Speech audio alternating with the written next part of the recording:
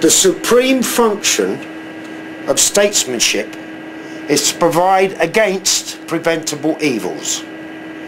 In seeking to do so, it encounters obstacles which are deeply rooted in human nature. One is that by the very order of things, such evils are not demonstrable until they have occurred.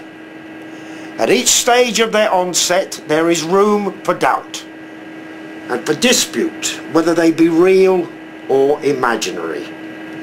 By the same token, they attract little attention in comparison with current troubles, which are both indisputable and pressing, whence the besetting temptation of all politics to concern itself with the immediate present at the expense of the future. Above all, people are disposed to mistake predicting troubles for causing troubles, and even for desiring troubles.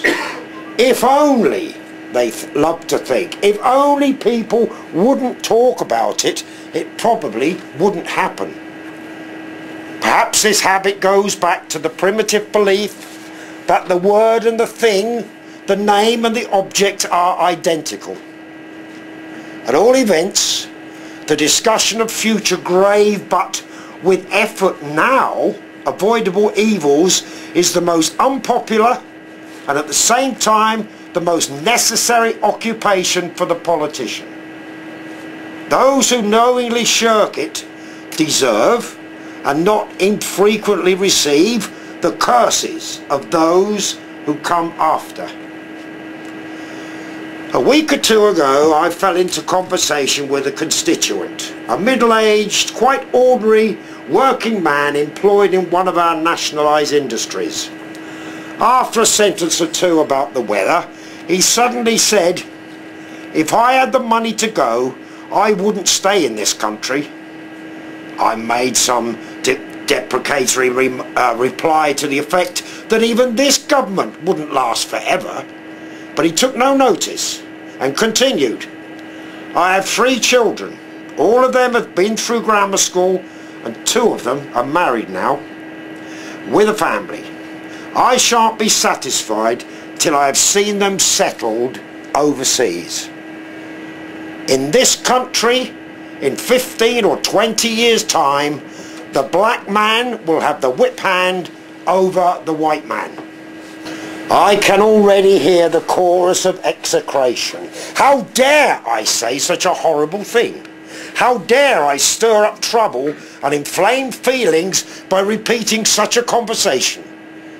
The answer is that I do not have the right not to do so.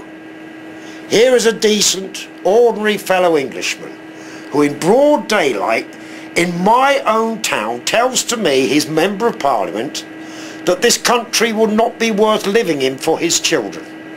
I simply do not have the right to shrug my shoulders and think about something else.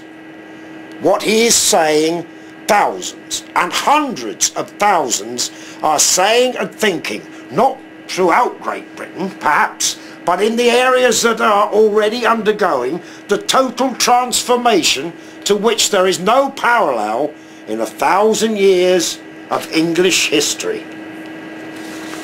In 15 or 20 years, on present trends, there will be in this country 3.5 million Commonwealth immigrants and their descendants.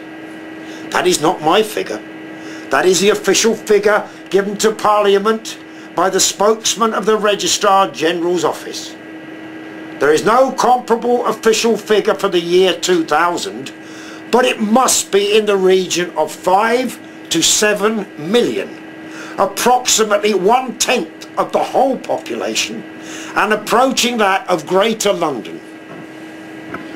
Of course, it will not be evenly distributed from Margate to Aberystwyth and from Penzance to Aberdeen.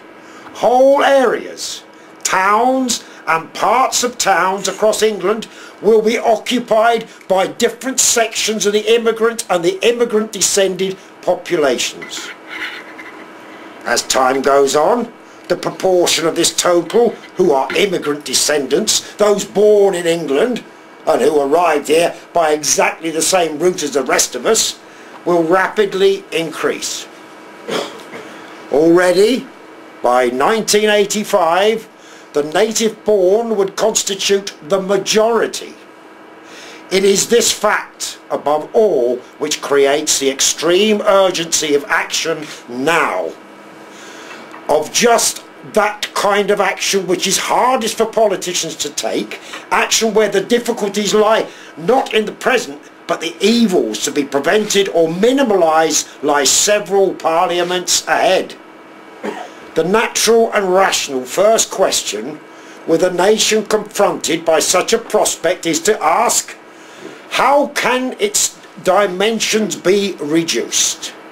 Granted, it be not wholly preventable, at least it can be limited, bearing in mind that numbers are of the essence. The significance and consequences of an alien element introduced into a country or population are profoundly different, according to whether that element is 1% or 10%. The answers to the simple and rational question are equally simple and rational.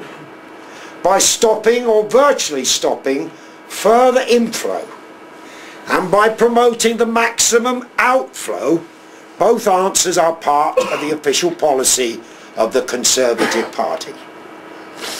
It almost passes belief that at this moment 20 or 30 additional immigrant children are arriving from overseas in Wolverhampton alone every week. And that means 15 or 20 additional families of a decade or in a decade or two hence. Those whom the gods wish to destroy, they first make mad. We must be mad, literally mad as a nation, to be permitting the annual inflow of some 50,000 dependents, who are for the most part the material of the future growth of the immigrant descended population. It is like watching a nation busily engaged in heaping up its own funeral pyre. So insane are we that we actually permit unmarried persons to immigrate for the purpose of founding a family with spouses and fiancés who they've never met. Let no one suppose that the flow of dependents will automatically tail off. On the contrary, even at the present admission rate of only 5,000 a year by voucher, there is sufficient for a further 325,000 dependents per annum ad infinitum, without taking into account the huge reservoir of existing relations in this country, and I am making no allowance at all for fraudulent entry. In these circumstances, nothing will suffice but the total inflow for settlement should be reduced at once to negligible proportions, and that the necessary legislative and administrative measures be taken without delay. I stress the words for settlement. This has nothing to do with entry of Commonwealth citizens any more than of aliens into this country for the purpose of study or for improving their qualifications, like for instance the Commonwealth doctors who, to the advantage of their own countries, have established our hospital service, enabled our hospital services to be expanded faster than would otherwise have been possible. These are not and never have been immigrants. I turn to re-emigration. If all immigration ended tomorrow, the rate of growth of the immigrant and immigrant-descended population would be substantially reduced. But the prospective size of this element in the population would still leave the basic character of the national danger unaffected. This can only be tackled while a considerable proportion of the total still comprises persons who entered this country during the last 10 years or so.